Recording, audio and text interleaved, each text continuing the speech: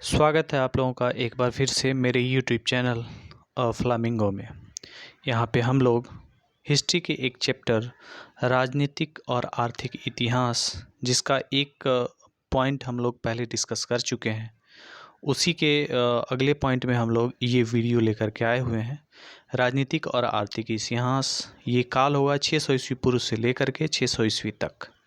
इसमें जो अगला पॉइंट है वो है मगध साम्राज्य और मौर्य वंश। इसी को हम लोग देखेंगे।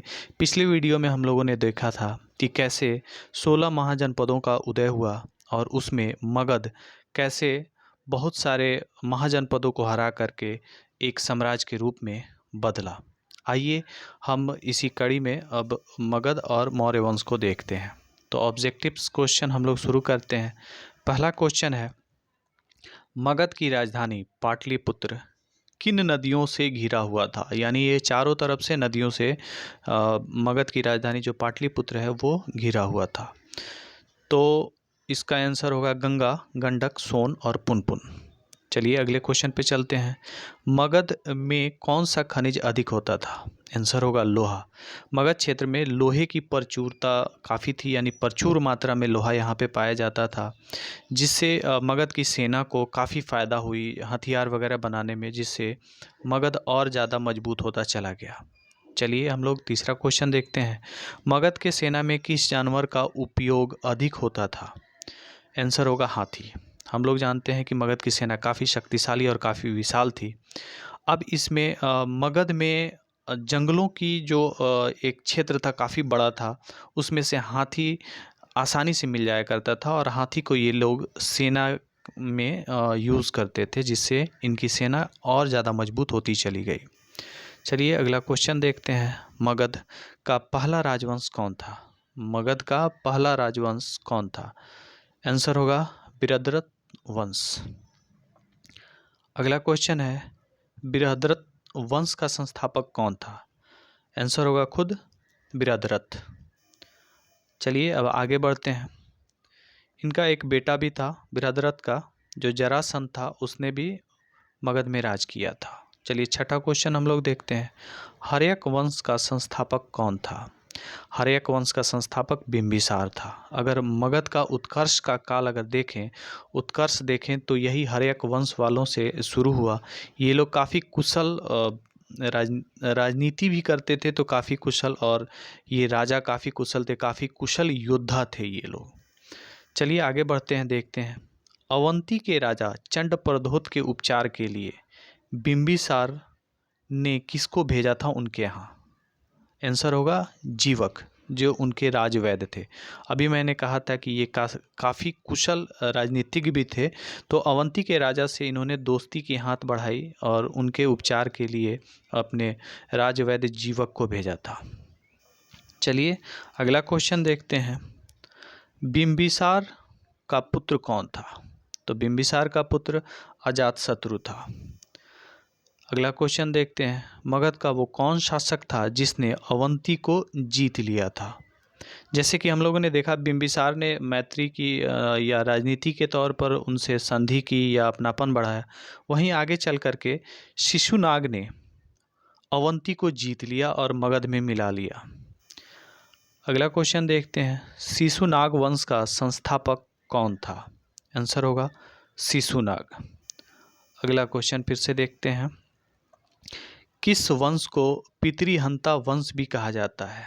आंसर होगा हर्यक वंश। हर्यक वंश के जो राजा थे वो अपने पिता को मार करके ही अक्सर राजगद्दी संभाले। जैसे कि बिंबिसार को मार करके उनके पुत्र अजातशत्रु ने, और अजातशत्रु को मार करके उदयन ने राजगद्दी अपने कब्जे में की थी। इसलिए इन लोगों को पिता के मारने के चलते पितृहंता वंश भी कहा जाता है। चलिए अब अगला क्वेश्चन देखते हैं। बिंबिसार की हत्या किसने की? अभी मैंने बताया था, उसके पुत्र अजातशत्रु ने। चलिए 13वां क्वेश्चन हम लोग देखते हैं। नंद वंश की स्थापना किसने की थी? नंद वंश की स्थापना उग्रसेन या महापद्म नंद ने की थी। जब महापद्म नंद मगध के राजा थे, उस समय मगध का विस्तार काफ़ी हुआ। हम लोग जानते हैं कि ये कलिंग में युद्ध किए और कलिंग को जीत लिए थे, और वहाँ से ये जीनसेन की मूर्ति मगध लाए थे। चलिए हम लोग 14वां क्वेश्चन देखते हैं। सिकंदर भारत किसके शासनकाल में आया था? तो आंसर होगा धननंद। ये उग्रसेन या महापद्म नंद के बेटा था। अगला क्वेश्चन होगा सिकंदर भारत कब आया था? आंसर होगा 326 ईस्वी पूर्व। चलिए इससे अगला क्वेश्चन देखते हैं। मौर्य साम्राज्य के बारे में साहित्यिक स्रोत कौन कौन से हैं जिससे मौर्य साम्राज्य या मौर्यों के बारे में पूर्ण रूप से जानकारी हमें मिले? वो दो किताबें ये थी, अर्थशास्त्र और इंडिका। आगे बढ़ते हैं। अर्थशास्त्र के लेखक कौन थे? अर्थशास्त्र के लेखक आचार्य चाणक्य थे। अगला क्वेश्चन है चाणक्य को और किन किन नामों से जाना जाता था? तो उनके दो और नाम थे, कौटिल्य और विष्णुगुप्त। अगला क्वेश्चन देखते हैं। कहीं कहीं आप लोग देखिएगा कि अर्थशास्त्र के लेखक में कौटिल्य ही आता है, तो कौटिल्य या चाणक्य दोनों बराबर ही हैं। अगला क्वेश्चन देखते हैं। चंद्रगुप्त मौर्य मगध का शासक कब बना? आंसर होगा 321 ईस्वी पूर्व। अगला क्वेश्चन है चंद्रगुप्त मौर्य का प्रधानमंत्री और अमात्य यानी कि जो उनके मेन सलाहकार थे कौन थे? तो वो थे चाणक्य। अगला क्वेश्चन एक बार देखते हैं फिर। इंडिका किसने लिखा था? इंडिका मेगास्थनीज ने लिखा था, जो यूनानी राजदूत थे जो पाटलिपुत्र आए हुए थे। अगला क्वेश्चन देखते हैं। मेगास्थनीज किसका राजदूत था और किसके दरबार में आया था? तो मेगास्थनीज जो था वो सेलुकस निकेटर का राजदूत था। यहाँ पे लिखने में छूट गया है। सेलुकस निकेटर का राजदूत था और चंद्रगुप्त मौर्य के दरबार में पाटलिपुत्र आया हुआ था। चलिए अगला देखते हैं। मौर्यकालीन भवनों का अवशेष कहाँ मिला है? आंसर होगा कुम्हरार पटना। चलिए अगला क्वेश्चन देखते हैं। मौर्यकालीन गुफाएं कहाँ प्रकाश में आए हैं? आंसर होगा गया के बराबर और नागार्जुन के पहाड़ियों में। अगला क्वेश्चन। किसको पराजित कर चंद्रगुप्त मौर्य मगध का शासक बना था? आंसर होगा धननंद, जो घनानंद के पुत्र थे उनको हरा करके।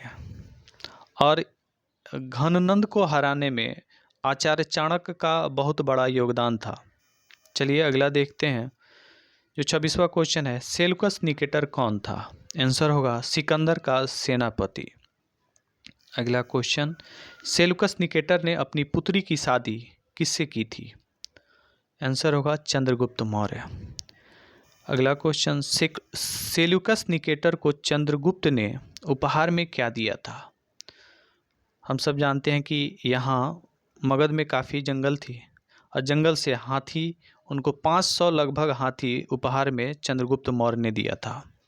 चलिए अगला क्वेश्चन हम लोग देखते हैं। चंद्रगुप्त मौर्य किस धर्म को मानने लगा था? ये अपने जीवन के अंत काल में जाकर के इन्होंने जैन धर्म को मानना शुरू कर दिया था। अगला क्वेश्चन है। चंद्रगुप्त मौर्य की देहांत केवल मृत्यु कहाँ और कब हुई थी?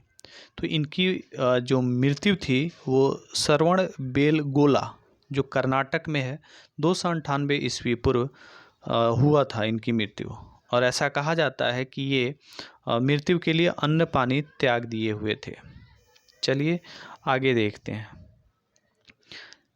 सेंट्रोकोटस और एंडोकाटस चंद्रगुप्त मौर्य को किसने कहा था? आंसर होगा यूनानी लेखकों ने अपने लेखों में या अपने साहित्यों में चंद्रगुप्त मौर्य को सेंट्रोकोटस या एंडोकाटस लिखा था।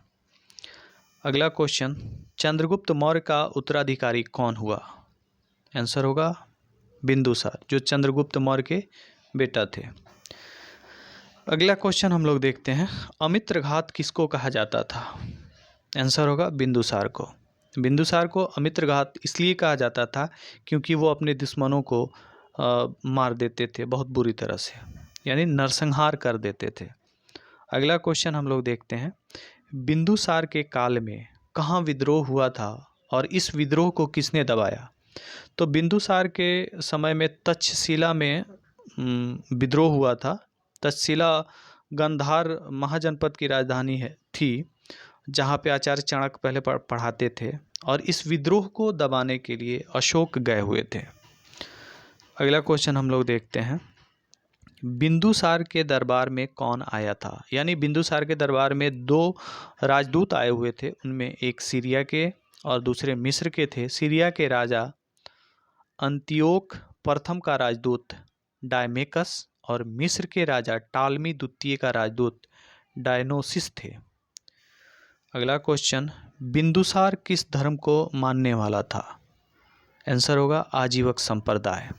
अगला क्वेश्चन, बिंदुसार का उत्तराधिकारी कौन था? आंसर होगा अशोक, जो बिंदुसार का पुत्र था। अगला क्वेश्चन, अशोक का राज्य अभिषेक बिंदुसार के देहांत के कितने साल बाद हुआ? आंसर होगा 4 साल बाद।